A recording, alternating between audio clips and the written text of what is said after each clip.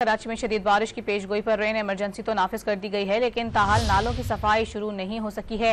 मजीद जानेंगे don news के नुमाइंदे शफी बलोच से। शफी बताएगा, 4 स्पेल की पेशगोई की गई है, कराची में तेज बारिशें होंगी, बरसाती नालों की क्या सूरत हाल देख रहे हैं आप?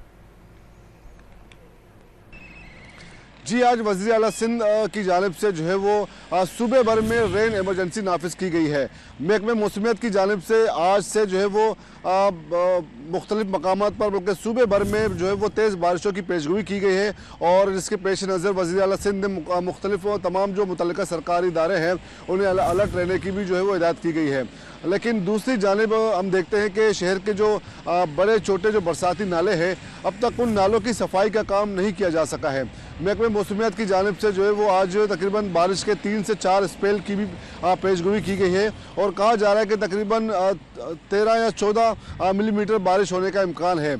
लेकिन इसके बावजूद अब तक कोई ख़ास इकदाम यानी कि जो नालों की सफाई के हवाले से जो काम होना था वो अब तक शुरू नहीं किया जा सका है।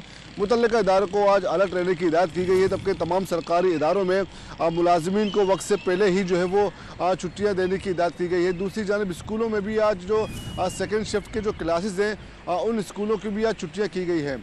लेकिन अब तक बरसाती नालों में सफाई का काम नहीं किया जा सका है और अगर तेज़ बारिश होती है तो इन तमाम नालों के भी आज जो है वो बढ़ जाने का खदशा है।